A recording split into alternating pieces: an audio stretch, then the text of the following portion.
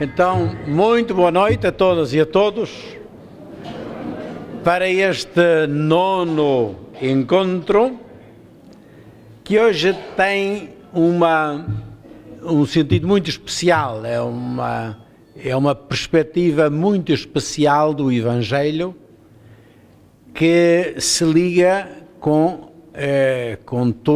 todo o percurso do Evangelho e da vida de Jesus, mas que tem uma importância especial porque é repetido constantemente na comunidade como a Eucaristia, a partilha do pão, a memória da ceia do Senhor com os discípulos, e por isso é um texto hoje muito especial e havemos de saboreá-lo, para que dê vida àquilo que nós vivemos, à celebração que fazemos constantemente nas nossas comunidades e que nos faz memória de tudo quanto temos até aqui recebido, vivido, experimentado acerca do Evangelho. E começamos, como sempre, com o percurso. Onde é que nos situamos? Nunca será demais repetir isto. O Evangelho é um percurso de vida para os discípulos. Nós vimos até agora, na primeira parte, o semear o Evangelho, o Jesus que se confronta com o seu mundo, o mundo dos apóstolos, o mundo da sua comunidade de origem, o judaísmo, o mundo do seguimento e o mundo onde ele quer chegar, que é para atingir para além das fronteiras de Israel a multidão dos povos. Depois, uma parte central do Evangelho dedicada particularmente à formação da sua comunidade, o futuro dos seus discípulos como comunidade, e todos os anúncios da paixão e o que significa isto para o relacionamento novo que ele pretende na sua comunidade e no mundo, para criar um mundo novo. Depois, na terceira parte, a chegada a Jerusalém. Um ministério e um ensinamento muito forte, de contraste com as estruturas fechadas do judaísmo. E o templo com o seu significado e importância, mas ao mesmo tempo um templo que está passando, está superando para uma outra realidade da presença de Deus, que é Ele próprio que vai deixar para o seu povo, para a sua comunidade. De certo modo, hoje, e a comunidade cristã vai ler isto, o novo templo vai ser a nova presença de Jesus. A nova presença de Jesus é o Espírito e não precisa de mais templos. Mas vai precisar de lugar, vai precisar de casas para que a comunidade se reúna. E essa comunidade vai se reunir em qualquer parte do mundo onde Jesus se fará presente numa forma de convívio à mesa, na partilha do pão e do vinho, em que ele diz: eu, neste pão e neste vinho, vou estar presente no meio de vós. Este é o tema onde nós chegamos hoje. Então, se nós vermos agora a sequência da terceira parte do Evangelho, desde a chegada de Jesus a Jerusalém, nós temos uma primeira parte, os capítulos 11 e 12, os ensinamentos e as controvérsias de Jesus com as autoridades, particularmente com o templo, a tal figueira que já não está a dar frutos, porque já não é época dos frutos dela. No meio, Jesus interpõe, antes de entrar na fase final do Evangelho, Marcos põe aí um discurso de Jesus sobre a história, que nós vimos na semana passada. Portanto, o sentido da história, o futuro dos discípulos, um discurso maravilhoso, com o qual a gente há de voltar para sabermos situar-nos mesmo no meio da dramaticidade que tantas vezes a nossa vida e o mundo que nos rodeia nos mostram, mas ao mesmo tempo com a esperança e com a certeza e a confiança de que Ele está presente no meio da história. E que no fim da história sempre nos acompanha o tal GPS de mandar os seus anjos a recolher os seus eleitos dos quatro cantos da terra. Esta é uma perspectiva, a perspectiva bonita onde nós nos encontramos. Hoje é o nosso momento de estar nesta história e de fazer história com isto. Mas isto não é simplesmente um suceder-se de coisas.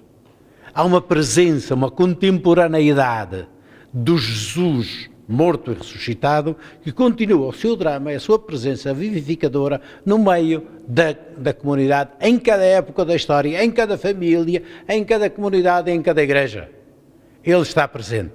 É de certo modo isso que nós hoje vamos acolher nesta mensagem que o Evangelho de Marcos nos traz.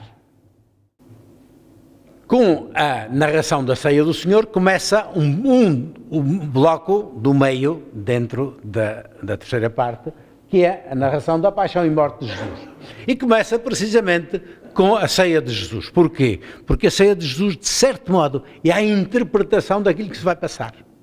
E aquilo que se vai passar não é simplesmente que Jesus, pronto, aconteceu-lhe um percalço e morreu. Não é uma sucessão de coisas. A morte e a ressurreição de Jesus incluem tudo o Evangelho. Aliás, o Evangelho todo conflui para ali, como vamos ver da próxima vez. Portanto, hoje é a ceia com os discípulos, que é o sentido da morte de Jesus.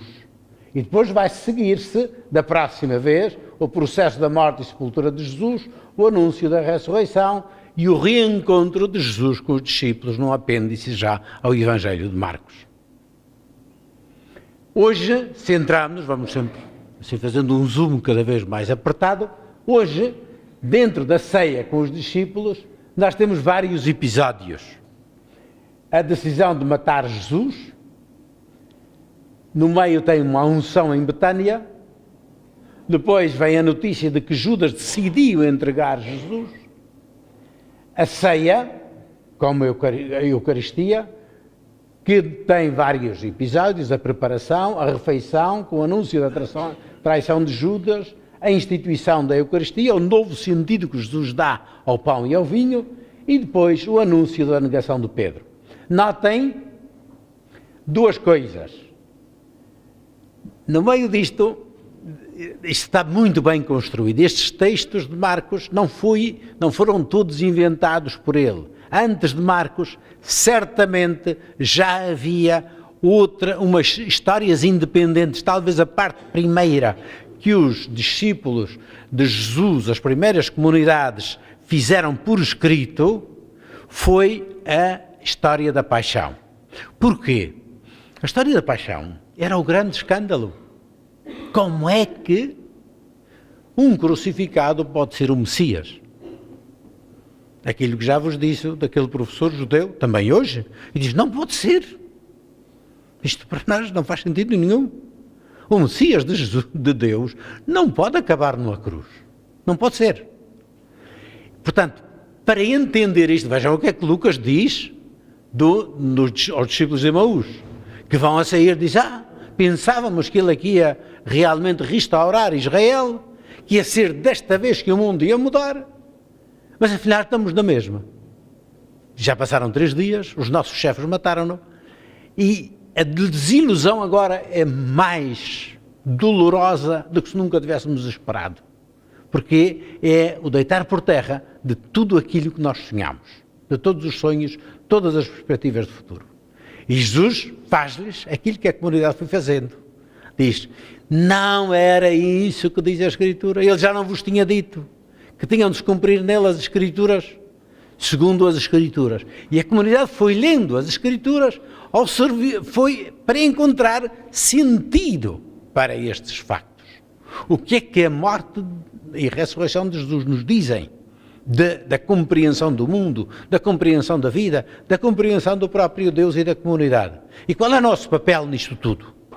É por isso que hoje vamos ver, ao longo de toda a narração, está cheio de referências bíblicas. O modo de escrever é, muitas vezes, citações ou alusões. Eu não vou fazer todas, são muitas, quase em cada linha nós encontramos referências ao Antigo Testamento, à Bíblia, que as pessoas liam no tempo de Jesus, e diz, essas Escrituras realizaram-se na morte e ressurreição de Jesus. Portanto, então aqui, mas está tudo bem feito, porque Marcos quer mostrar, exatamente na sua forma de narrar, quer que a gente faça uma leitura por trás, uma reflexão. E, particularmente, chamo-se a atenção para duas coisas. A morte e traição em contraste com afeto durante uma refeição. Começa por dizer que Judas já tinha decidido entregar Jesus.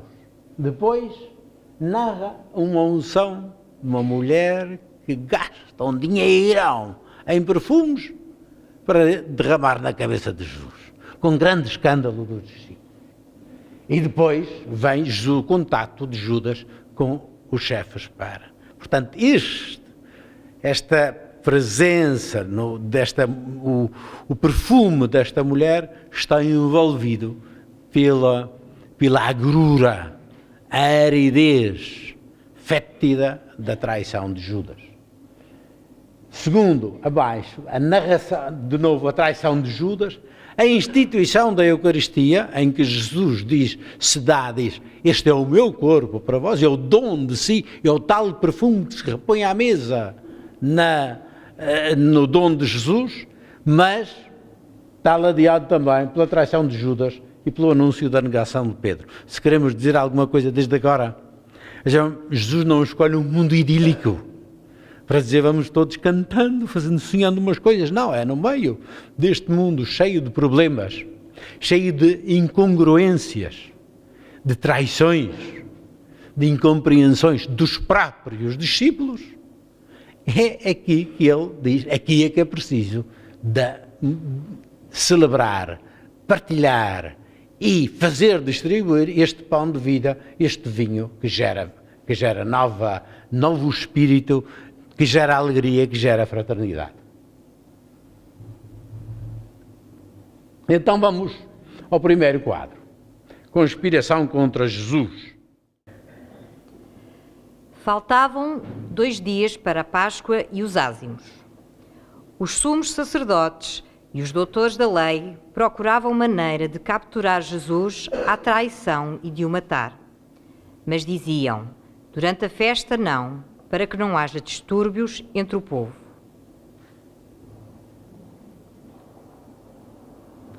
De certo modo, com estes versículos, Marcos retoma o fio da meada que tinha sido interrompido com o grande discurso sobre a história do capítulo 13. Portanto, o fim do capítulo 12 dava bem a entender que a decisão estava tomada depois de Jesus ter posto em causa assim tão radicalmente o templo e o seu futuro.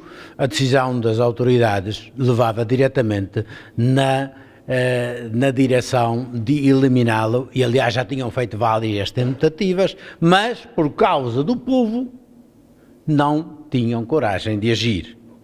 Por isso, Marcos agora retoma esta narração dizendo, faltavam 2 dias para a Páscoa e os ázimos. Portanto, estamos dentro da principal festa de todo o mundo judaico, não só na Palestina, mas em toda a diáspora judaica se celebrava, mas confluíam para Jerusalém multidões de judeus de todo o mundo que vinham para pelo menos uma vez poder celebrar a festa em Jerusalém.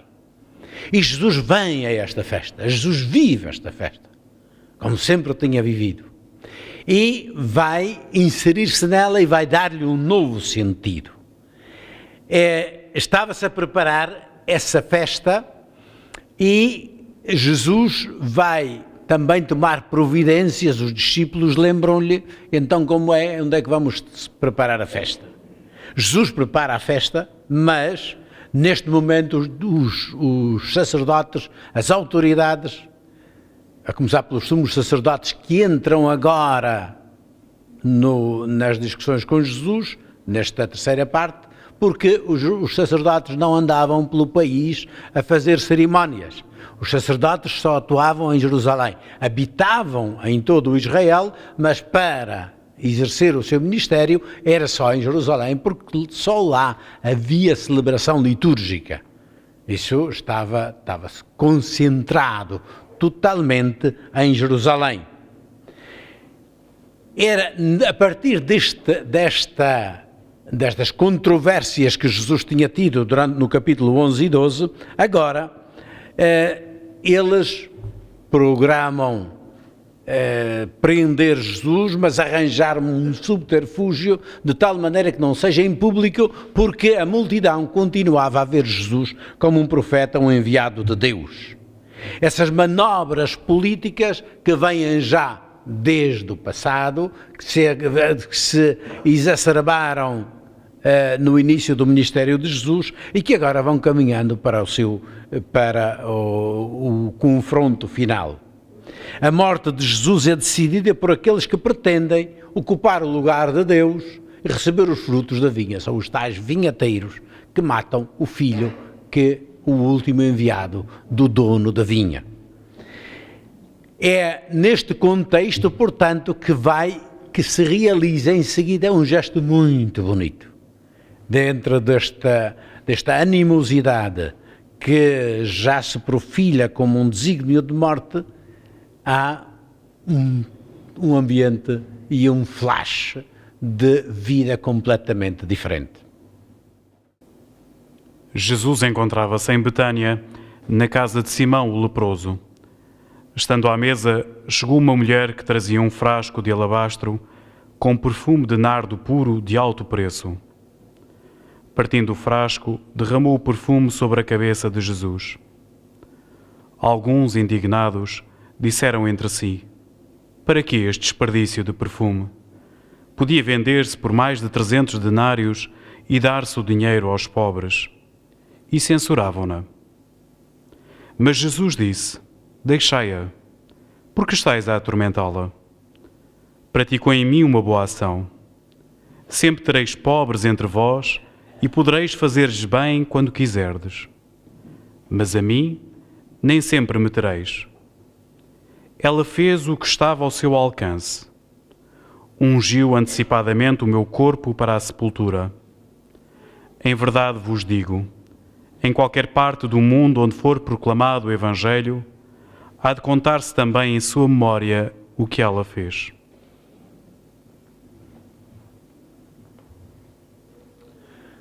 Betânia é uma povoação que se faz em meia hora, a pé, pode-se chegar de Betânia até Jerusalém. Era lá que Jesus normalmente passava a noite, nestes dias que estava em Jerusalém. E está à mesa, em casa de Simão o leproso. É provavelmente um leproso curado por Jesus. E enquanto está à mesa, uma mulher vem com um precioso vaso de alabastro, e não está com mais, ainda por cima quebra o vaso para derramar o precioso e valioso produto na cabeça de Jesus. Esta narração nós conhecemos noutros contextos. Segundo Mateus tem uma narração mais ou menos idêntica à de Marcos, tirada provavelmente da narração de Marcos. João também a situa assim antes da festa da Páscoa, mas em casa de Lázaro, e diz, e Maria trouxe essa Maria não tem a ver com a Maria Madalena, são duas coisas. Há muitas Marias no Evangelho e muitas discussões sobre quem é quem. Agora, que são tradições importantes e certamente históricas, mas os personagens às vezes cruzam-se com nomes iguais, porque foram passando. Imaginem que depois estas histórias foram contadas muito fora de Jerusalém, já fora do contexto histórico, e portanto cruzavam-se os nomes das pessoas. Agora, as diferenças não são indiferentes. Para João, também este mesmo sentido de uma comunidade que reconhece o valor do dom de Jesus e responde com a mesma moeda, mas João põe em casa de Lázaro, diz que Jesus tinha ressuscitado dos mortos. E para a comunidade, a família daqueles que receberam o dom da vida de Jesus, porque Lázaro não é simplesmente um que Jesus restituía à vida por um momento. Logo a seguir, João já diz que os chefes tinham decidido matar também Lázaro, por causa dele, muitos acreditavam em Jesus. Portanto, e Lázaro veio a morrer. Esta casa de Lázaro é a casa da comunidade cristã, a comunidade que recebe a vida de Jesus. Este é claramente o sentido aqui. Jesus diz, ela fez uma boa ação pensando na minha sepultura. Não é a sepultura, depois as mulheres vão tentar ir ao túmulo ungir o corpo de Jesus. Não é com o túmulo que Jesus vai fazer, que faz a relação. É com o dom da vida. Portanto, no meio desta traição, já prevista de Judas, dos discípulos que entendem e não entendem, e de facto neste caso também não entenderão, esta mulher faz a mesma coisa que fez. Lembram-se da viúva? Diz, tudo o que ela tinha, deu. Esta deu tudo o que tinha. E esta empregou tudo, que era, na época, para uma pessoa simples, eram meses de trabalho para poder comprar algo assim. E chegou e partiu, ela deu tudo. Portanto, e o que é? Jesus está à mesa, está partilhando o pão, estão dando graças a Deus pelo dom do pão, estão a preparar a festa da Páscoa. E esta mulher percebe que Jesus está se entregando, está dando a vida. E responde do mesmo jeito. O perfume é algo que não é absolutamente necessário à vida, mas dá algo que dá sentido a toda a vida. É algo de aparentemente supérfluo, mas que põe a gente bem dispostos. É o símbolo do amor, daquilo que dá sentido a todas as outras coisas que são necessárias, absolutamente necessárias para a vida, mas que se não são feitas com amor, perdem o sentido dela. E esta é uma comunidade que recebe o Senhor, reconhece o dom da vida que vai começar agora e oferece o perfume do amor. Responde ao amor de Jesus com o seu amor. Jesus, respondendo ao escândalo dos discípulos que dizem, mas tanto desperdício, isto não se podia dar aos pobres? E Jesus diz, não, deixem-na. Ela fez uma boa ação. Jesus diz, primeiro classifica de boa a ação desta mulher. Fez uma boa ação porque estáis a atormentá-la. Praticou em mim uma boa ação, sempre tereis pobres entre vós. Podereis fazer-lhes o bem quando quiserdes, mas a mim nem sempre me tereis. Isto não é simplesmente o que Jesus quer dizer. Não é para a gente dividir as coisas entre as coisas santas e as coisas práticas. Não é isso. É mais do que isso. Diz, olha, vocês vão ter pobres, mas se vocês esquecerem a ação desta mulher, vocês aos pobres vão tratá-los, podem lhe dar muito dinheiro, mas não resolvem o problema deles. Esta mulher é como o sal na comida. É aquilo que dá sentido, dá gosto. Vocês vão ter sempre pobres, e eu sou o pobre no meio de vós. Eu sou aquele que se oferece e que requer e que pede, como pediu à samaritana, dá-me dessa água. Jesus aparece no meio dos seus como aquele que pede o dom do amor. E pede que esse amor seja dado a todos aqueles que precisam. Portanto, se vocês não fizerem isto, podem dar toneladas de coisas. Os pobres nunca vão ser bem tratados. Se vocês não aprenderem a tratá-lo com a mesma gratuidade e dom de si que faz esta mulher. Depois, ela praticou em mim. A questão dos pobres faz parte desta compreensão de Jesus que dá a vida. É a essa luz que se entende, então, o que é que significa o dom da vida para todas as situações de pobreza e de necessidade que vamos encontrar.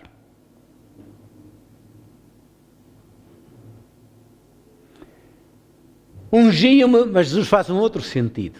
Ungiu-me antecipadamente o meu corpo para a sepultura. E isto depois da morte de Jesus, será um grupo de mulheres que vai prestar a homenagem do perfume para sepultar. Este Jesus vivo dá o sentido a estas mulheres que vão ir lá. Isto é, elas reconhecem, e Jesus faz a ligação para reconhecer, e ela está a agradecer antecipadamente o dom da vida, e será um Jesus ressuscitado, já e então, que elas não vão encontrar no sepulcro, mas a quem levam o tributo do seu amor, do seu afeto, pelo dom recebido. E isto vai dar o sentido também da Eucaristia, porque a Eucaristia significa ação de graças. E há o sentido da gratidão da comunidade toda que oferece. Diz, esta mulher entende o que é o dom de Deus, o que é o dom de Jesus, o que é a Eucaristia. Depois, esta atitude faz parte do Evangelho. Onde quer que se anuncie, e hoje estamos a fazê-lo cá, onde quer que se anuncie o Evangelho, há de se sempre fazer menção desta mulher. E isto não é só como um tributo a ela. Não, é a comunidade deve fazer menção desta mulher como a imagem, a sua própria imagem de como é que responde ao amor do dom de Deus. É uma recomendação fina de Jesus. Aprendam o que é que significa amar e multipliquem esse afeto. Deus não quer simplesmente ser temido, quer sobretudo que se entenda o seu dom e que se responda da mesma forma.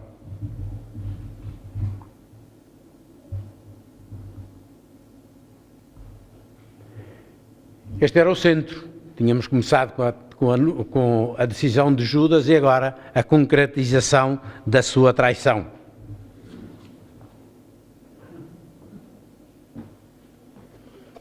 Então, Judas Iscariotes, um dos 12, foi ter com os sumos sacerdotes para lhes entregar Jesus. Eles ouviram-no com satisfação e prometeram dar-lhe dinheiro. E Judas espreitava a ocasião favorável para o entregar. É evidente o contraste com a atitude da mulher. As implicações e responsabilidades da morte de Jesus são universais.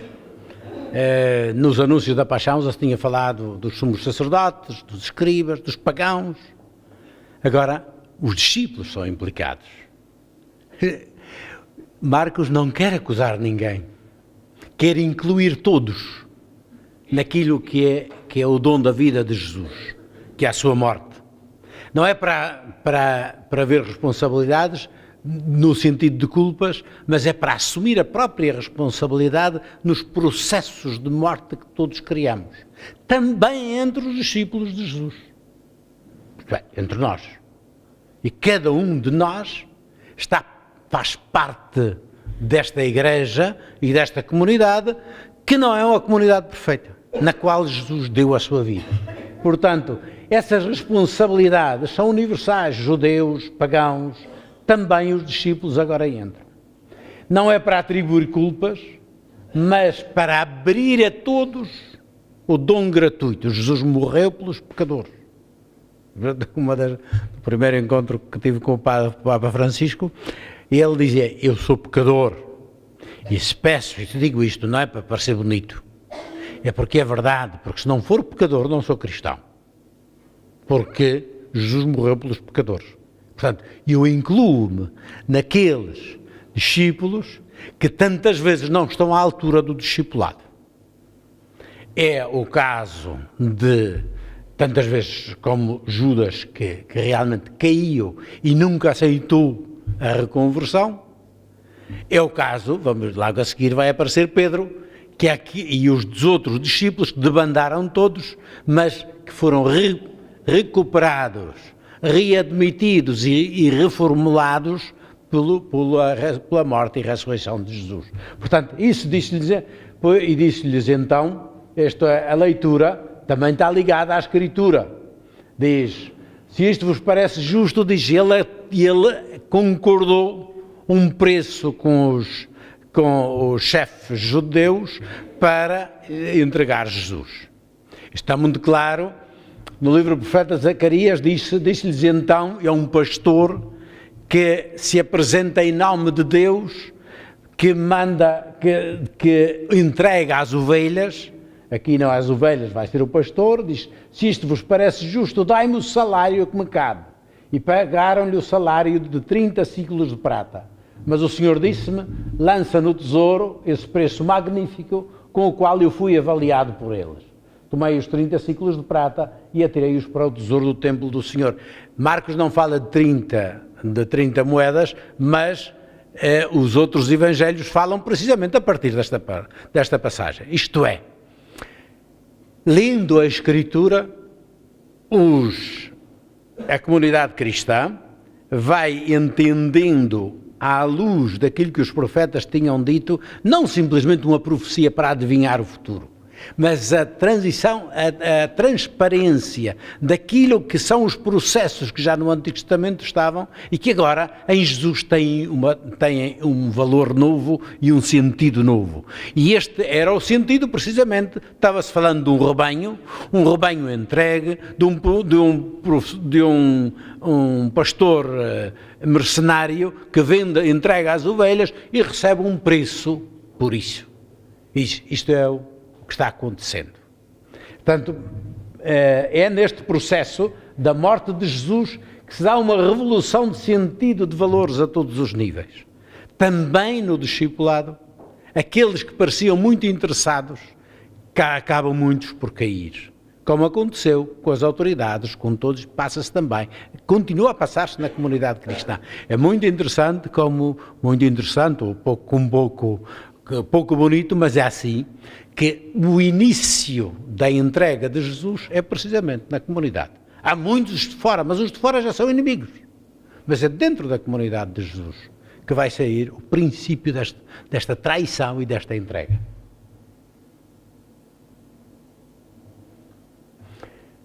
E então, depois desta introdução, vamos à preparação da ceia pascal. No primeiro dia dos ázimos, quando simulava a Páscoa, os discípulos perguntaram-lhe: Onde queres que façamos os preparativos para comeres a Páscoa? Jesus enviou então 2 dos seus discípulos e disse: Ide à cidade e virá ao vosso encontro um homem trazendo um cântaro de água.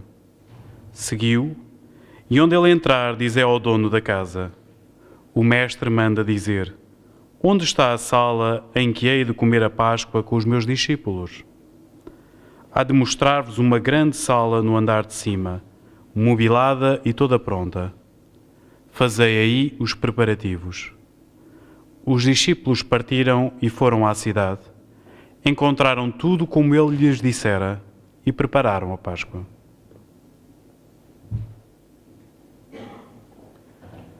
Estamos dentro dos dias, Marcos tinha o dito, 2 dias antes de preparar a Páscoa, e os discípulos disseram: Mestre, já pensaste onde é que vamos celebrar?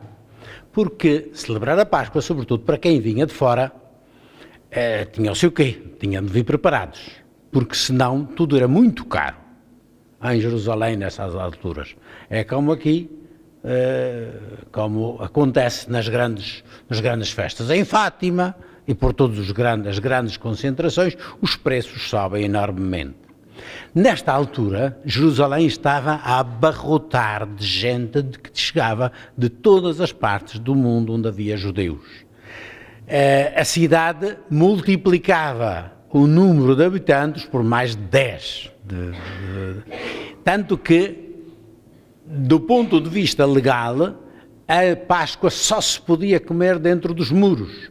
Mas no tempo de Jesus, já antes, os rabinos tinham alargado o círculo válido para celebrar a Páscoa aos montes, que ia até o Monte Escopos e o Monte das Oliveiras, até o Monte do Conselho, ao sul de Jerusalém, e a toda a volta de Jerusalém se acendiam fogueiras para assar o Cordeiro Pascal e para comer. Porque o Cordeiro Pascal, a verdadeira Páscoa, só se podia celebrar em Jerusalém.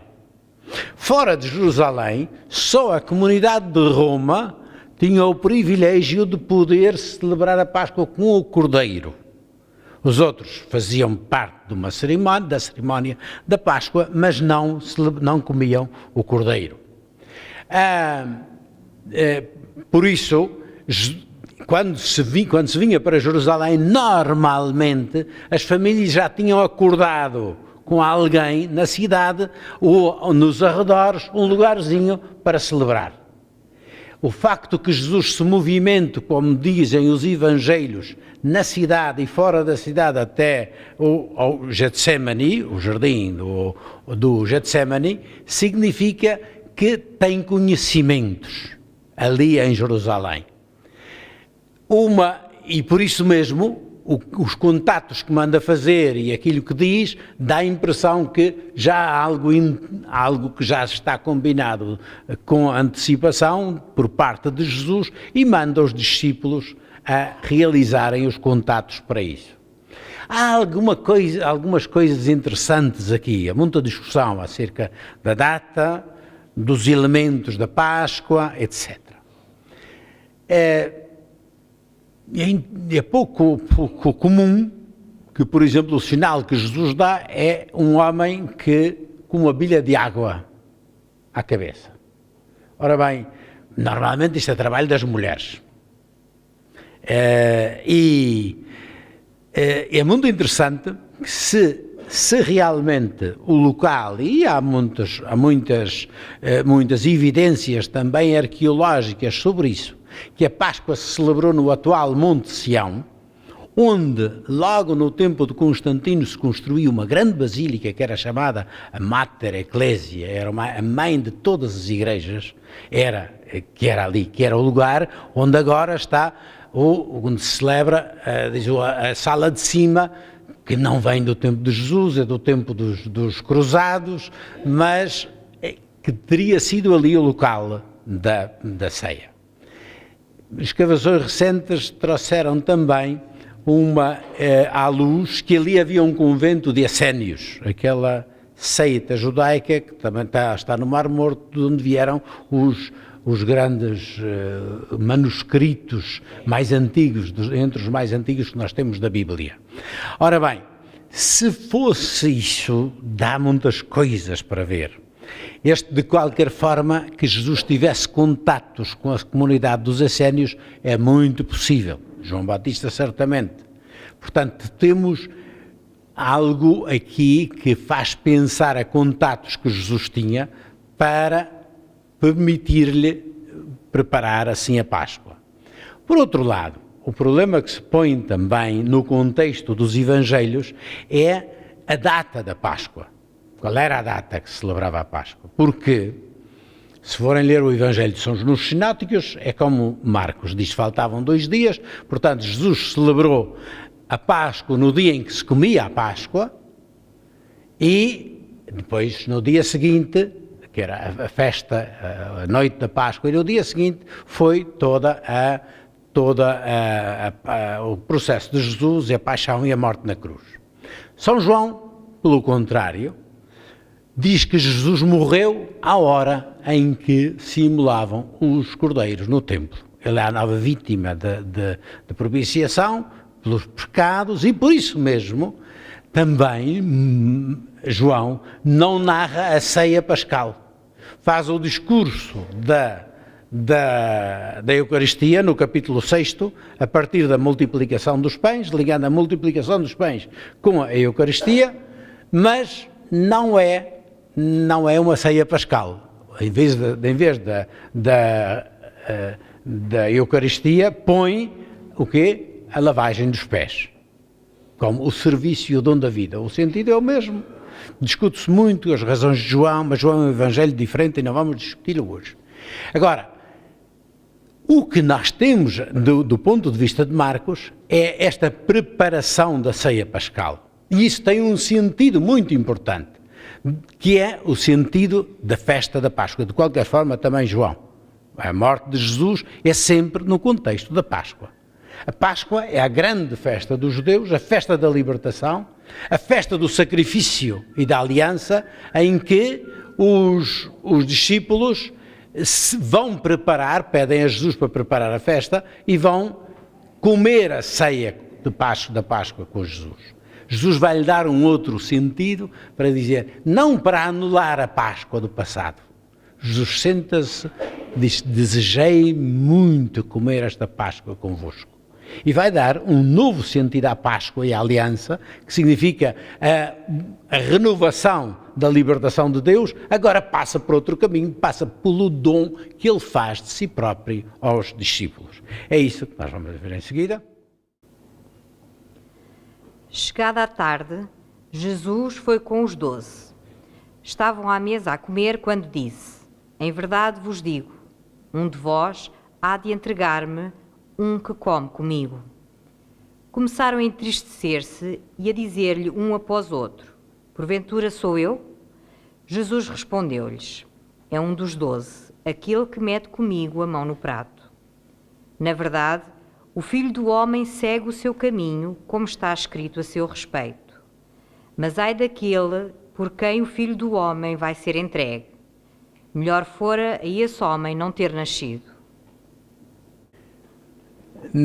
Como vimos no início, este faz também um tríptico em que esta narração, a primeira parte de 3 elementos de um tríptico, em que, lembra-se o que são um tríptico, aqueles trípticos de pintura que nós temos nas nossas igrejas, temos muitos, e aqui na nossa igreja de Setúbal também, em várias igrejas, que tem assim como se fosse um nicho em que se abre com 2 alas e no centro tem a imagem principal e nos lados tem 2 outras imagens que se podem fechar e que fazem que dão realce e ajudam a entender a imagem central.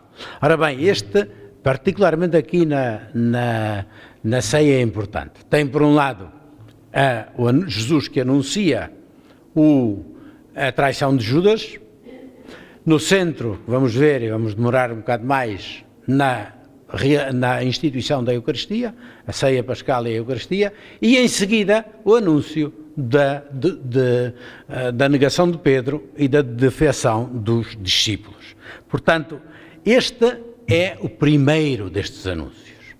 Estão à mesa, Jesus vai celebrar a Páscoa e dá uma oportunidade mais a Judas. Jesus avisa-o, esta forma de anunciar é um último apelo a Judas. São João é muito mais claro nisso, até diz, aquele a quem eu der o molhar o pão e entregar é esse. E molhar o pão e entregar é algo que neste tempo se fazia à mesa para uma pessoa especial, que se quer honrar, a quem se quer manifestar estima, é pegar e entregar o pão. É algo que eu tiro do meu prato e partilho com alguém para lhe mostrar o meu afeto, o meu respeito. Isso é o sentido que também tem aqui este aviso. E Jesus fala num aviso sério a Judas para que ele entenda a gravidade do que se está a passar. Foi Judas um dos 12. Diz, um dos 12, os representantes da nova família de Jesus, com os quais ele está a celebrar a nova Páscoa. Na comunidade de Jesus não ficou logo tudo em ordem, e não está tudo em ordem hoje. É uma comunidade que está constantemente a refazer-se e que refaz na sua própria história, a história toda da humanidade. Não é que isto já é uma etapa superada, a etapa da traição, da negação. Não, isso vai acontecer. Diz, pobres sempre os tereis, traidores sempre os tereis. Vai acontecer e é por isso, vocês aceitem o dom de Deus como uma novidade constante de renovação e de repensamento. Estavam à mesa a comer, é o caráter sagrado do partilhar a mesa. Sobretudo a fraternidade que a mesa e a ceia da Páscoa cria. Os rabinos aqui desfazem-se, têm as histórias todas que se dizem nesta noite, são uma coisa linda de se ver, de se ler, de se ouvir, de considerar, e ainda hoje Diz que Deus, lá de cima, quando chega a Páscoa, os rabinos dizem, tem uma criatividade muito grande quando se trata destas histórias. Dizem, olha, Deus nesta noite chama os seus anjos à hora da ceia pascal e diz, venham cá ver, venham cá ouvir como os meus filhos de Israel continuam a contar a história do Êxodo. E os rabinos passavam toda a noite depois da ceia a contar histórias do Êxodo. E este sentar-se à mesa e sentir-se aí, os rabinos diziam, vejam o que diz o memorial da Páscoa. Isto é muito importante para se entender também a Eucaristia. O memorial da Páscoa diz, nós éramos escravos no Egito. Pode-se ver, mas está constantemente. Eu estive no Egito com aquele povo. Eu atravessei o deserto. Eu revoltei-me contra Deus, mas Deus conduziu-me. Diz, o Deuteronômio 26, o credo, que já citei aqui. Meu pai era um marinheiro errante, mas depois passa. Nós, no Egito, tornámos-nos escravos e Deus libertou-nos. O memorial, comemorar, aquilo que quando Jesus diz fazer isto em memória de mim, não é simplesmente um recordar, como ver o álbum de fotografias. Recitar e dizer, eu estive no Egito, o Senhor me libertou, eu fiz essa passagem do mar, eu sou esse povo. E essa força, essa energia daquilo que eu de que faço memória, isso é a minha energia para viver este hoje desta festa. Eu hoje condenso o valor salvífico de toda essa história, eu condenso hoje nesta celebração.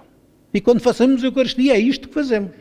Nós não recordamos simplesmente um facto de há 2000 anos. Nós atualizamos a força criativa e transformadora desse rito que celebramos.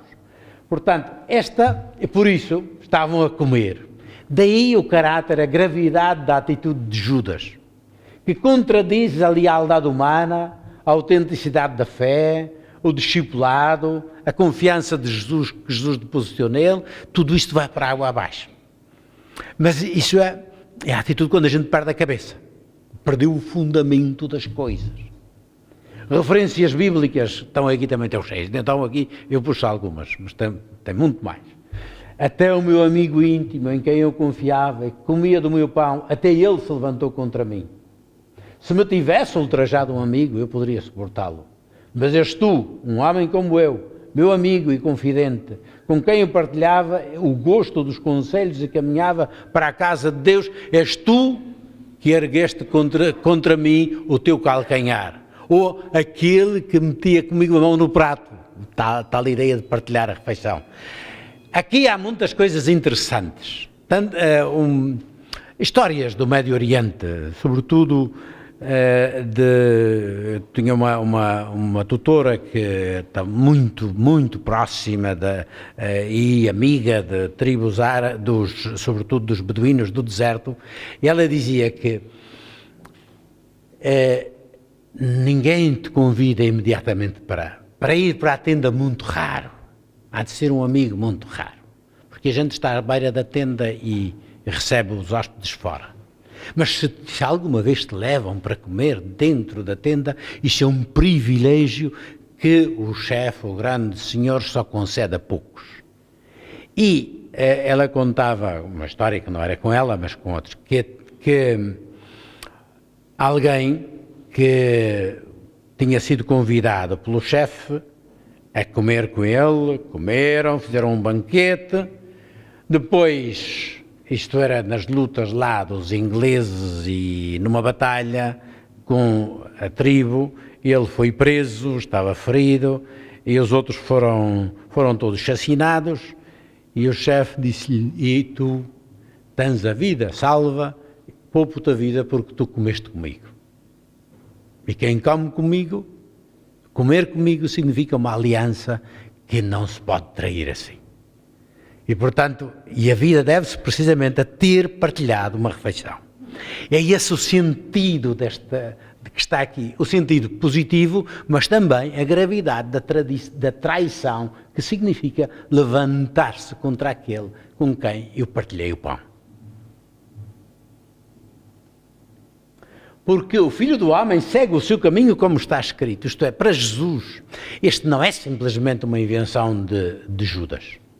Está escrito, isto é, ele tem um projeto e segundo este projeto ele vai dar a vida, vai oferecer a vida precisamente na ingratidão e na traição, também por aqueles que não entendem. Portanto, isso faz parte do projeto de Deus. Está escrito. Mas ai daquele que se comporta deste modo. Através de tudo isto ele revela-se com uma fidelidade de Deus aos seus discípulos, também quando eles não são fiéis. Ele vai continuar fiel. Mas ai daquele por quem o Filho do Homem vai ser entregue. Judas segue o caminho contrário a Jesus. Afasta-se do discipulado, toma o caminho da oposição e da violência. As razões de Judas estão descritas em tantos romances, em tantas hipóteses. Claramente é isto. Judas não entendeu o papel de Jesus. Mas não o entenderam também os discípulos.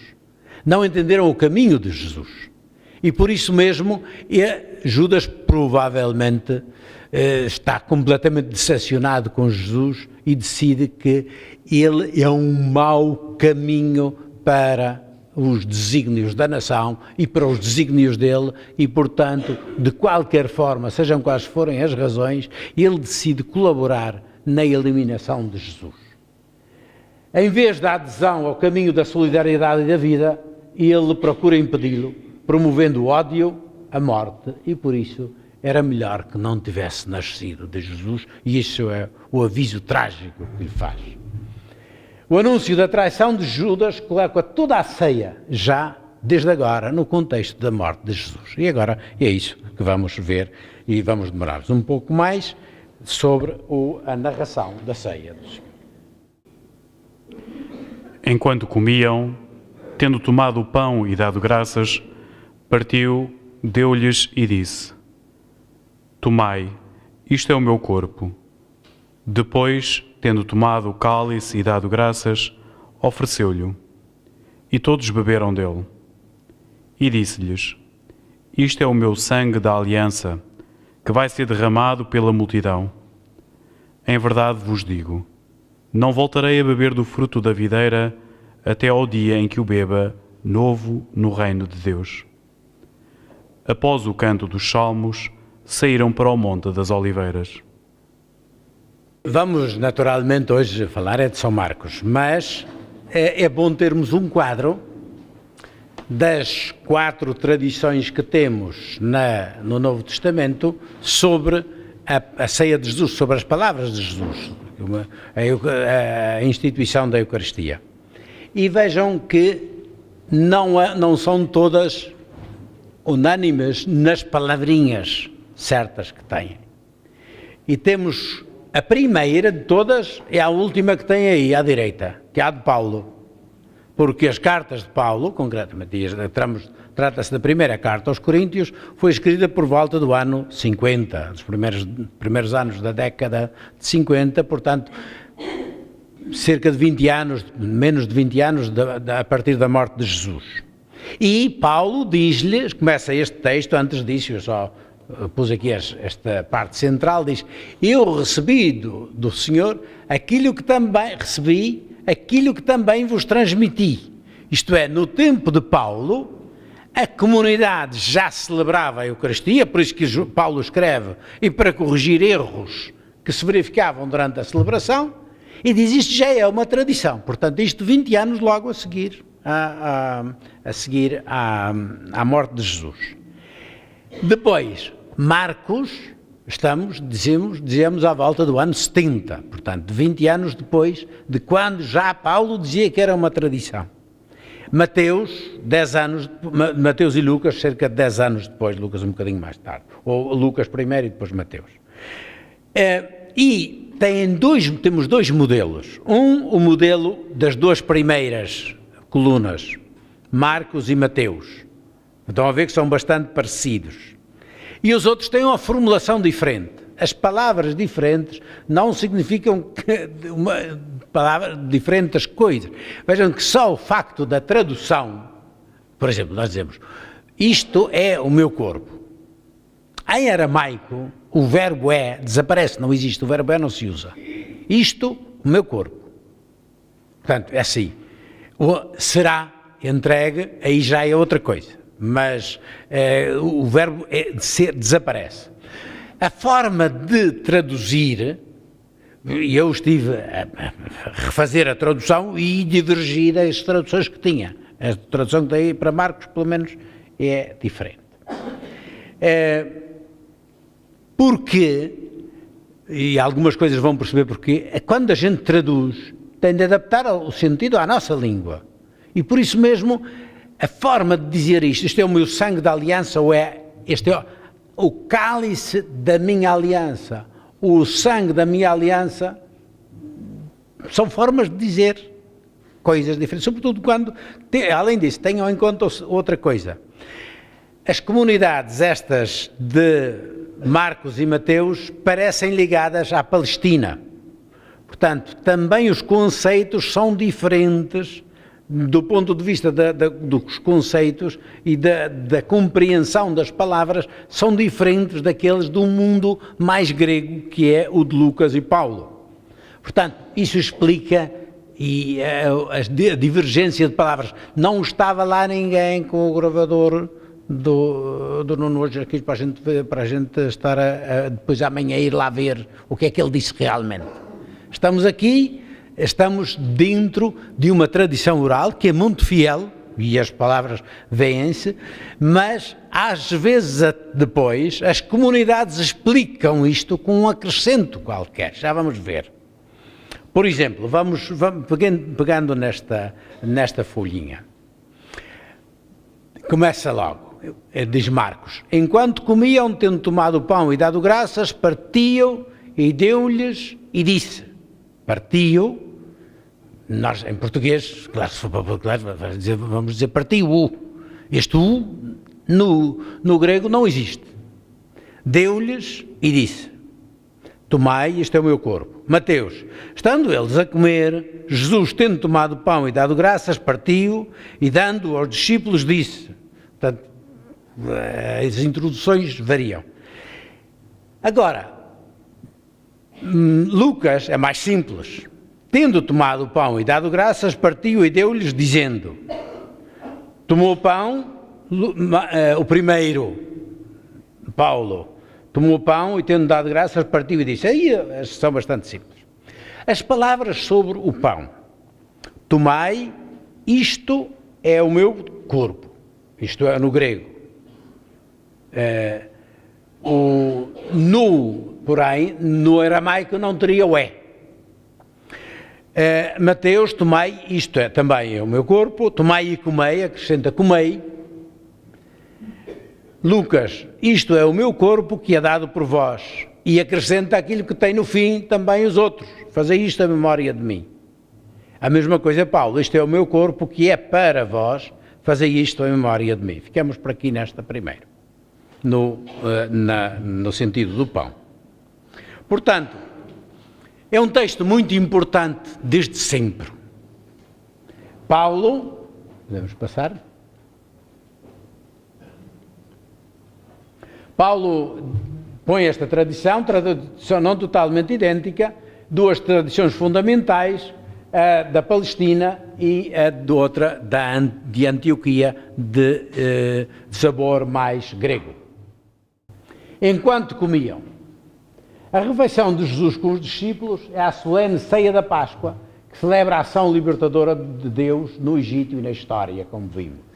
Tem um ritual próprio, com elementos especiais, pão ázimo, ervas amargas, 4 taças de vinho, o cordeiro, mas o cordeiro só em Jerusalém, hoje não se come cordeiro, põe-se por aí no centro da mesa um osso de cordeiro, para recordar que o templo está destruído e, portanto, não há não há imolação do cordeiro. E, sobretudo, recitação de orações e, como disse, do memorial da Páscoa. Não entro, um dia podemos falar um bocadinho do memorial da Páscoa judaica, hoje não é o caso disso. Jesus segue o ritual, mas distancia-se dele para dar um significado especial à própria Páscoa, relacionado com a sua morte e a sua ressurreição. Uma coisa interessante, sobretudo nesta primeira parte do pão, que é a relação com a multiplicação do pão, que em João, o discurso da Eucaristia, segue-se a multiplicação do pão, no capítulo 6. Aqui não é o caso, mas a recordação está lá por trás, porque vejam a formulação que usa Marcos. Na multiplicação do pão, tomando os 5 pães e os 2 peixes, levantando os olhos para o céu, bendisse, partiu os pães, deu aos discípulos para que lhes entregassem à multidão. A mesma coisa, mais simples na segunda multiplicação, e a Eucaristia, tendo tomado o pão e dando graças, partiu e deu-lhe. Podemos dizer que, é verdade, isso era o que se fazia todas as vezes que se punha à mesa para se partia o pão, logo havia o dar graças a Deus. E é isso que nós, neste texto aqui, nos aparece como a relação com a Eucaristia. É a primeira e importante leitura daquilo que se passa na Eucaristia, é a relação entre a Eucaristia e a multiplicação dos pães. Lembram-se que na multiplicação dos pães nós dissemos isto é o princípio da revolução evangélica, que é colocar cada um ao serviço da comunidade aquilo que tem para que possa ser redistribuído por todos. E isto é importante. E Marcos, com esta formulação, quer dizer, vejam, Jesus faz o mesmo aqui. Só que aqui vai muito para além disto. Não se trata simplesmente de partilhar o pão entre nós. Ainda há dias na discussão, também com alguém muito ligado à igreja, dizia, pois então a Eucaristia é isso, nós partilharmos o pão. Sim, senhor, mas se Jesus não vier partilhar o pão dele connosco, não serve de nada. Quer dizer, é muito bom, muito simpático, a gente partilhar aquilo que tem, ser solidários uns com os outros, mas não resolve radicalmente nada.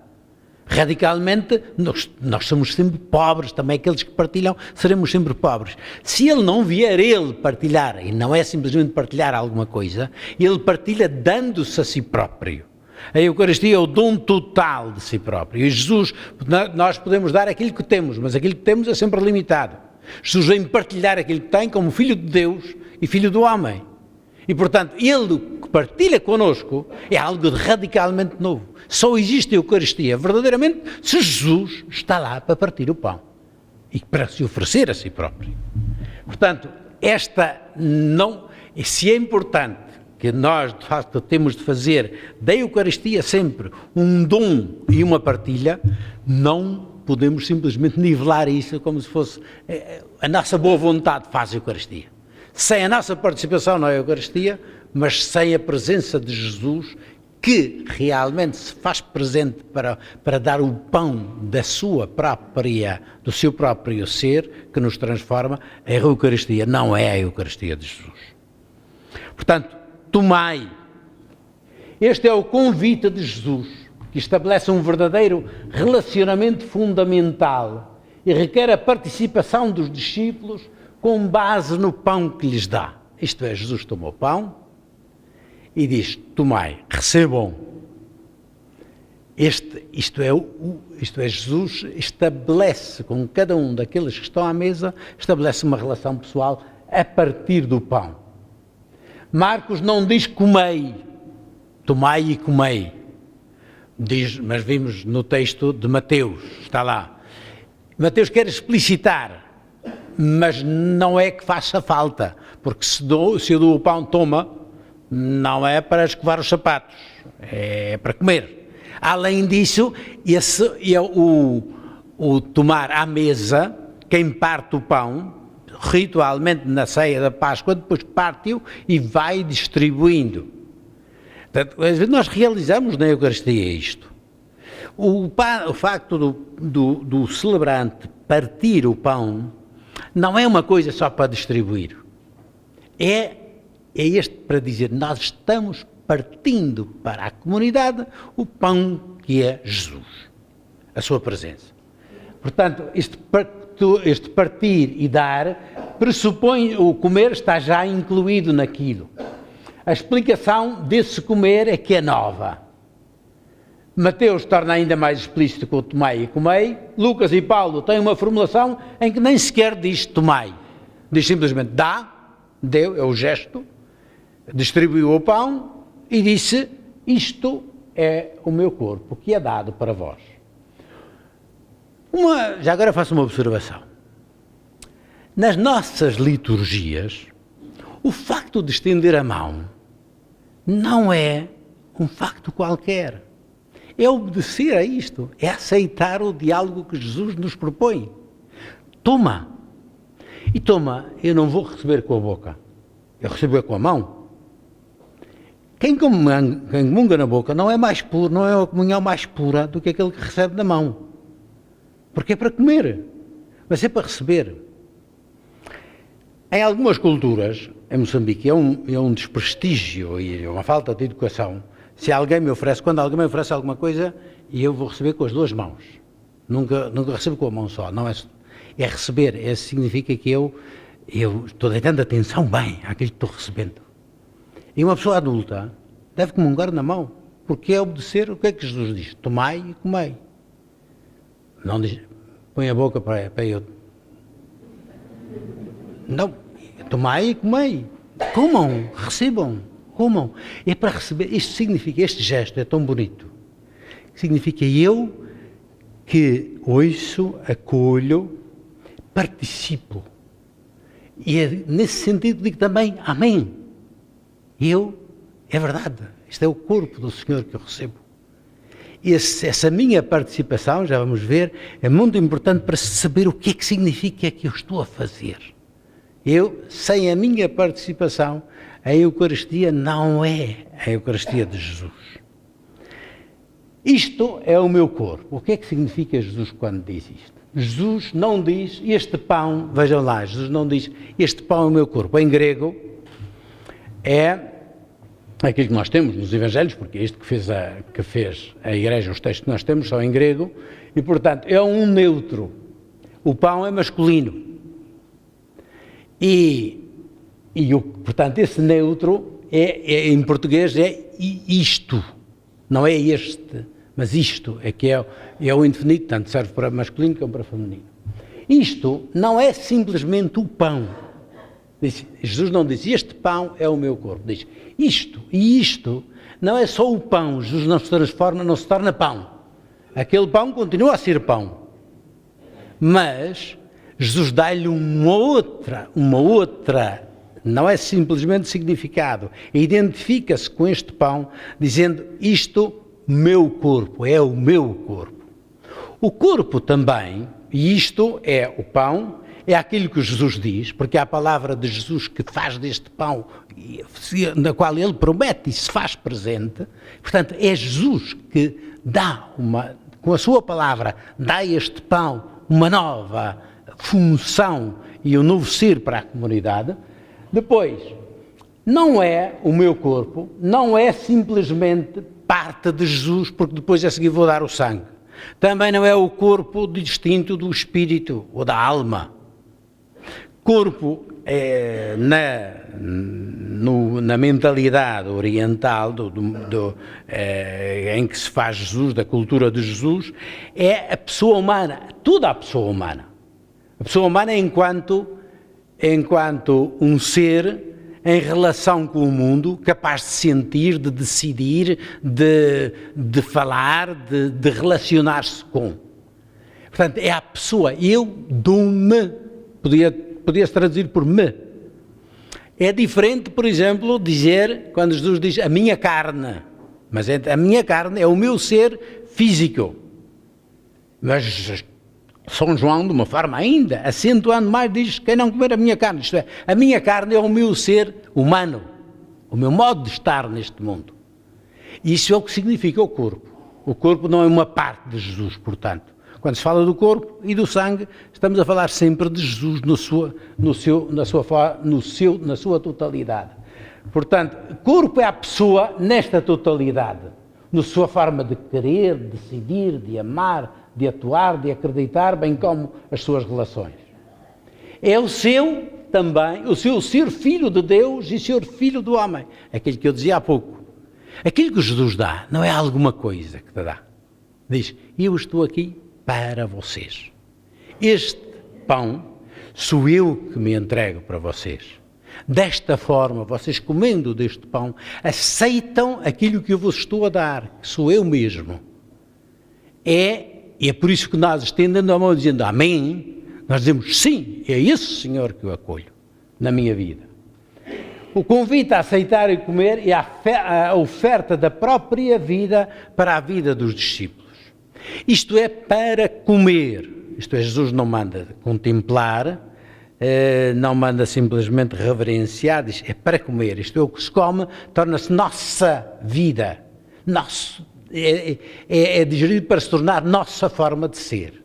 É como se dissesse, a minha forma de pensar tem de ser a vossa forma de pensar. A minha forma de agir e de decidir tem de ser a vossa forma de agir. Mas aquilo que sou eu que torno isso possível, oferecendo-me para vós. É também um desafio a fazer da própria vida a vida de Jesus. Eu como, isto é, eu assumo esta vida de Jesus, homem e filho de Deus, no meu modo de pensar, sentir, decidir e agir. O pão-corpo tem por finalidade cristificar, isto é, tornar-me Cristo. Aquilo que Paulo diz. Deixei de viver, para mim viver é Cristo. Eu sou, encarno no meu ser, a forma de Cristo viver. Aqueles que o recebem e comem, neles torna-se alimento, vida, aquilo que recebem de Jesus. Aí eu falava do tal caráter dialógico do crente. Se eu não receber este pão como o corpo de Jesus, para que seja o meu ser, a Eucaristia fica vazia de um lado. Porque eu não aceito, não como, não interiorizo, não faço o meu. Por isso, a tradução de Lucas e de Paulo explicita melhor isto, dizendo, isto é o meu corpo que é dado para vós, é oferecido para vocês, para ser eu em vocês. A mesma tradição acrescenta ainda a ordem de realizar este gesto, fazei isto em memória de mim. Não é, como se dizia há pouco, não é só um símbolo que recorda Jesus e o seu dom da vida, mas é a sua presença como ressuscitado, com a força recriadora do seu Espírito, que transforma aqueles que acolhem. Portanto, a Eucaristia é algo muito sério. É um desafio, é um dom que eu recebo, mas é um desafio para a minha vida. Depois, tendo tomado o cálice e dado graças, ofereceu-lhe e todos beberam dele. O cálice é a terceira das taças previstas no ritual da Páscoa, as 4 taças. No ritual da taça pronuncia-se a seguinte bênção sobre o vinho. Bendito sejas, Senhor, nosso Deus, Rei do Universo, Criador do fruto da vinha. Portanto, é a bênção que já explicámos quando foi da multiplicação dos pães, que dá graças a Deus porque Ele é o Senhor de tudo. Depois, habitualmente o cálice bebe-se em silêncio, sem comentários. Mas Jesus sai do ritual. E como fez com o pão, também aqui tem um significado novo.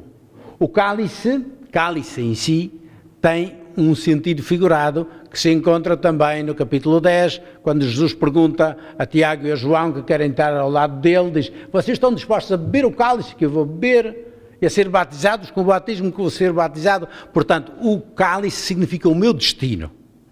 E pode ser um cálice de alegria, como o Salmo 23, que diz, o Senhor é meu pastor, nada me falta, e depois termina e o meu cálice transborda. Isto é, de alegria, de vida que Deus me dá. Mas pode ser um cálice de dor, sobretudo nos escritos Apocalipses, do Apocalipse vão beber a taça do vinho de Deus, o cálice do vinho de Deus, do sofrimento e da morte, que é aquilo que Jesus utiliza aqui. Portanto, este cálice tomar o cálice significa acolher a vida, o cálice pascal de Jesus, na sua morte e ressurreição, anunciando a chegada definitiva do reino de Deus. Tomar este cálice, o cálice de Jesus, significa E eu assumo esta vida que Jesus me dá, este destino da sua vida, passa a ser o meu destino de vida.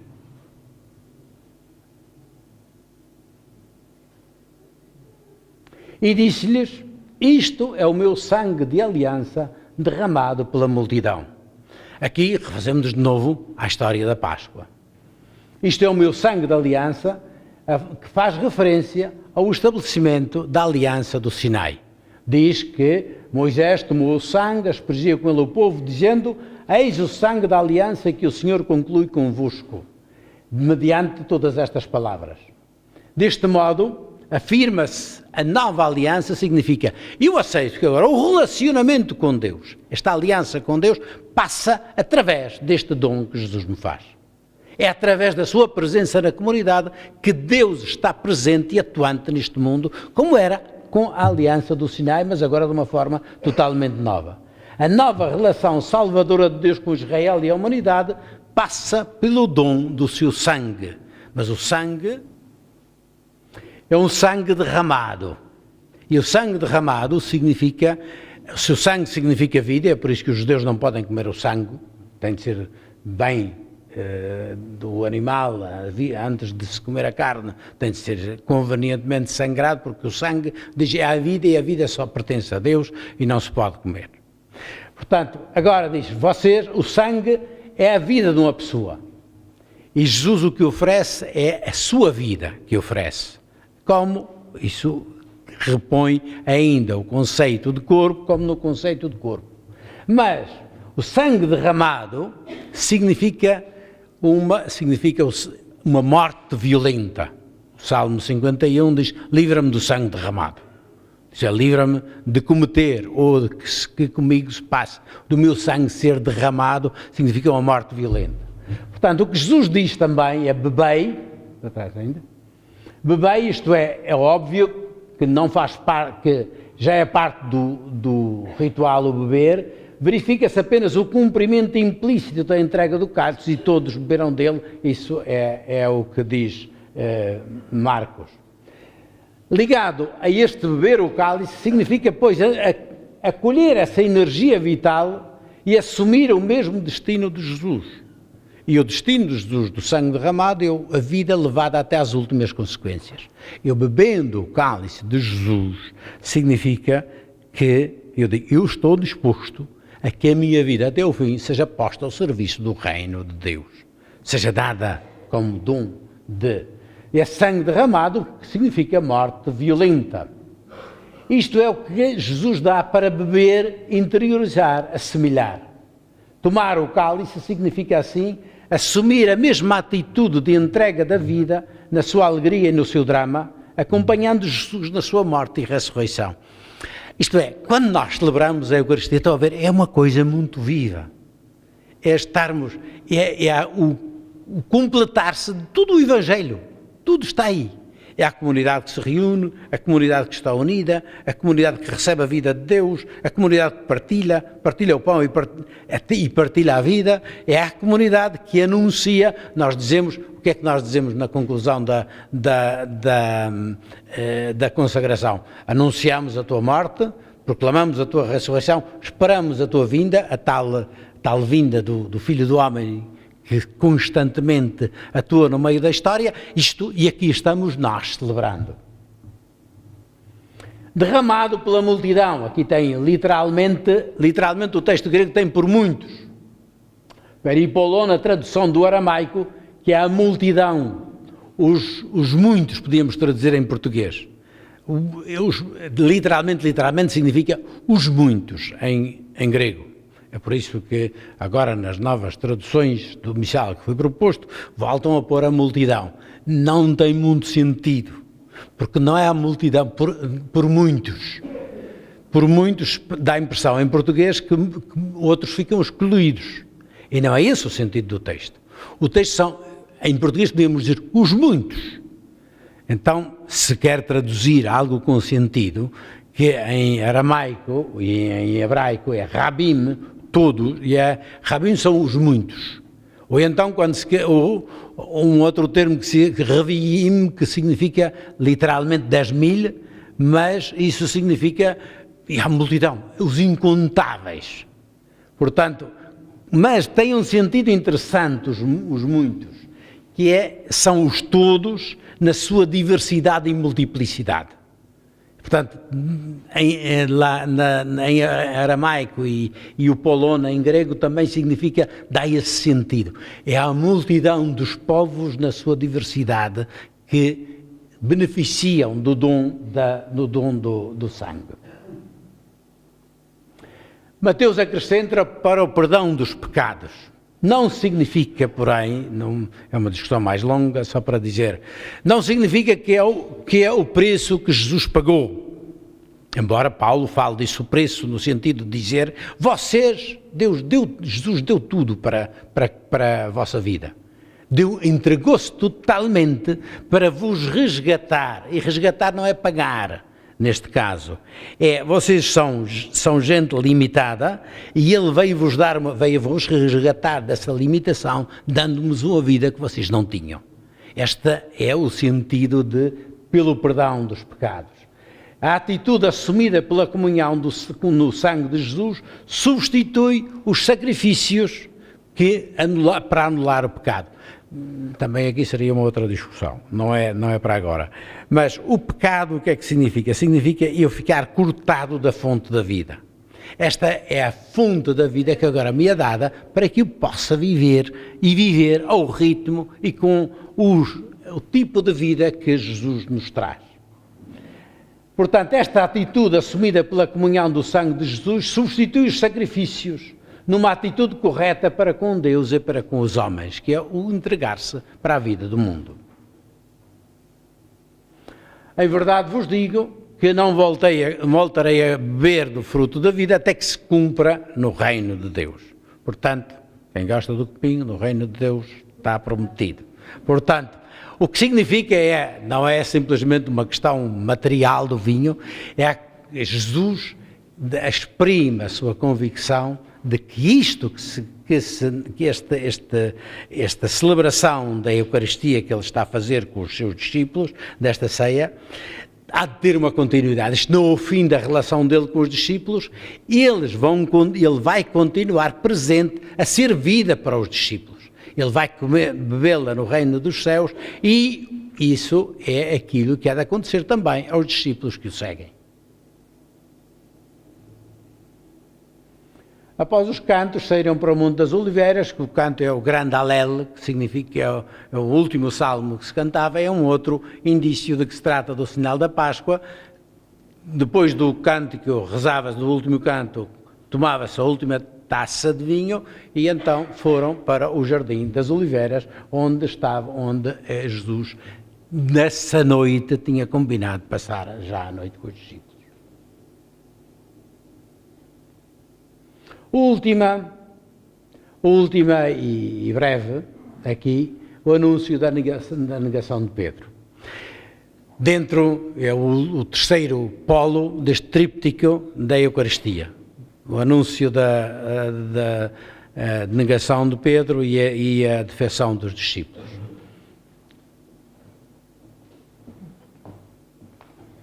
Jesus disse-lhes: todos ides abandonar-me, pois está escrito, ferirei o pastor e as ovelhas hão de dispersar-se.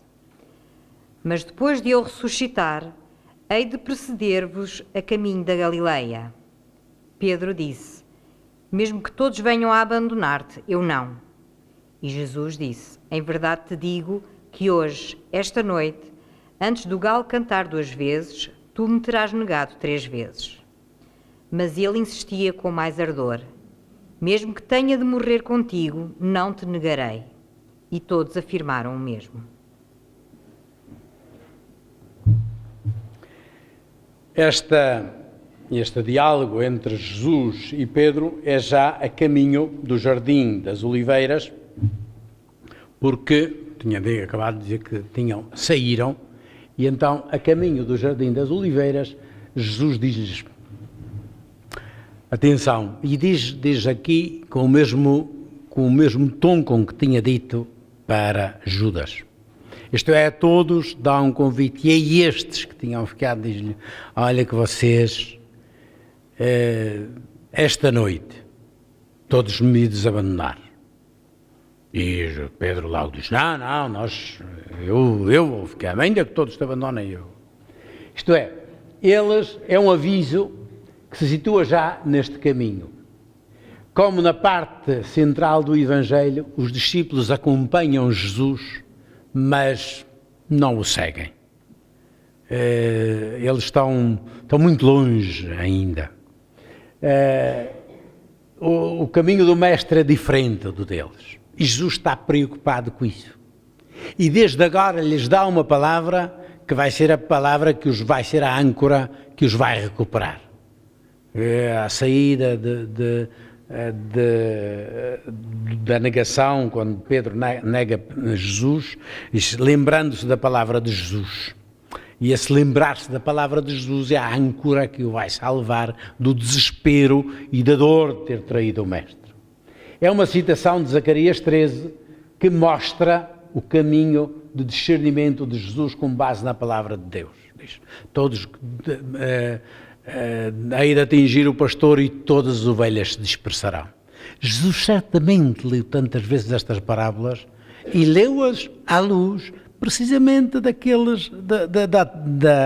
atitudes incongruentes dos discípulos. Ele sabe que eles têm de passar por isso. Ele sabe que os discípulos têm dificuldade de segui-lo. Sabe que enquanto não tiverem capacidade de entender à luz da morte e da ressurreição um outro caminho, outro projeto de Deus completamente diferente, sabe que eles não podem, não têm capacidade de chegar lá. E aceita esse caminho. E por isso os prepara para isso, para que diz, vocês, quando chegar o momento, não desanimem. É isto, neles se cumpre o drama de Israel, mas também se revela a salvação para todos os povos. A salvação que não é para povo, não é uma recompensa para alguém, mas é de todos recuperados da sua infidelidade. Preceder-vos-ei na Galileia. Jesus diz que não termina agora. Ele sabe, os discípulos nem sequer estão preparados para pensar que daqui a 24 horas o Mestre estará morto. Isso não lhes passa pela cabeça. Não entendem que não seja possível que Jesus ponha em ação a sua força para realmente resolver a situação no modo como eles estão habituados a fazer, da força, da violência, da imposição do reino. Por isso, Jesus diz-lhes, mas não tenham medo, lembrem-se que o hei de preceder-vos na Galileia, um anúncio que as mulheres vão trazer do sepulcro também. Isto é, a afirmação de Jesus de que ele continuará a dirigir os seus discípulos e a recuperá-los agora num discipulado diferente. Só a promessa de Jesus tornará possível esse retorno deles, ao contrário de Judas. Só a sua presença como ressuscitado na missão dos discípulos, tornará possível um caminho diferente dos discípulos para o futuro. Mas para já não é esse ainda o caminho. Pedro disse, mesmo que todos venham abandonar-te ou não, Pedro continua a afirmar a sua ligação ao Mestre, mas não o entende. Ele é honesto quando diz isto, não é um proforma, mas não estava preparado para o modo como Jesus se revelava como Messias. A sua fidelidade é honesta, mas está fundada sobre o equívoco daquilo que ele pensa que é o Messias, daquilo que ele pensa que é vitória, daquilo que ele pensa que é sucesso, e isso tem de cair. Há discipulados que podem parecer modelos de dedicação, mas estão cheios desses equívocos que os tornam longe dos caminhos de Deus. E a gente às vezes ouve tantas formas de dizer e de impor e de querer impor à força o Evangelho que não tem nada a ver com os caminhos de Jesus. Isto não significa que seja um caminho soft, não é. Jesus é uma pessoa de grande estatura e princípios e é inflexível nesses princípios, mas não os impõe a ninguém. E este caminho que ele vai seguir, este Messias, vai ser um Messias completamente diferente, mas já sabemos o que é que dão os outros Messias da violência. Esses dão sempre cabo do mundo. Há um mundo sempre a refazer-se e que tem de se refazer com outros critérios. E Jesus disse, em verdade vos digo, hoje esta noite, antes do galo cantar 2 vezes, negarás 3 vezes. Jesus conhece os seus, sabe destes equívocos, da sua debilidade, a sua palavra de admonição e a sua fidelidade sem condições serão a base para que os discípulos não naufraguem, como durante o discipulado. Agora, ele tem mesmo de dar a vida por eles. Precisamente quando caírem totalmente, ele tem de estar lá para suportá-los. De contrário, não serão capazes de levantar-se. Ele insistia de novo, os discípulos continuam ainda bem convencidos das suas razões e daquilo que esperam do Messias. O Messias vai, de facto, vai acabar por assumir aquilo que eles pensam que é o seu reino de discípulo. Este discipulado tem mesmo de morrer. Estes discípulos todos, que somos nós, tinham de cair todos assim, para entenderem que isto da igreja não está baseado em mim, está baseado naquele que faz de mim uma pessoa nova. E uma pessoa nova que não fica logo do momento. Isto não é um toque de mágica. Isto é um caminho de configuração com a morte de Jesus. A Eucaristia é precisamente esse comer e beber, este modo novo de estar no mundo. E Jesus sabe que isso vai demorar. E a única coisa que ele tem é dar a vida por eles, é oferecer-se. E isso é o fundamento da igreja que ele quer criar. Na sua ressurreição, há de recomeçar na Galileia, a partir da revelação salvadora da cruz, aí há de começar um discipulado novo. Que é isso que nós vamos ver da próxima vez. Que esta palavra que escutamos nos ajude a viver, a participar e a deixar-nos transformar pelo pão que Ele constantemente distribui, que é Ele próprio, que se torna em nós fonte de vida para que sejamos como Ele, pão partido para a multidão. Essa é a espiritualidade que vem da Eucaristia, fundamentalmente é esta. Comemos o corpo do Senhor para nos tornarmos com Ele e como Ele, um dom também total, até o dom da vida, por aqueles que estão à nossa volta e com a capacidade de partir e de levar a vida que Ele nos dá. Por aí é essa a bênção que nós pedimos hoje para o Senhor, para cada um de nós, para as nossas famílias, para as nossas comunidades cristãs, nas nossas paróquias, onde estamos, onde vivemos e onde nos empenhamos. O Senhor esteja convosco. Abençoe-vos, ilumine-vos e conduza-vos sempre. O Deus Todo-Poderoso, cheio de misericórdia, o Pai, o Filho e o Espírito Santo.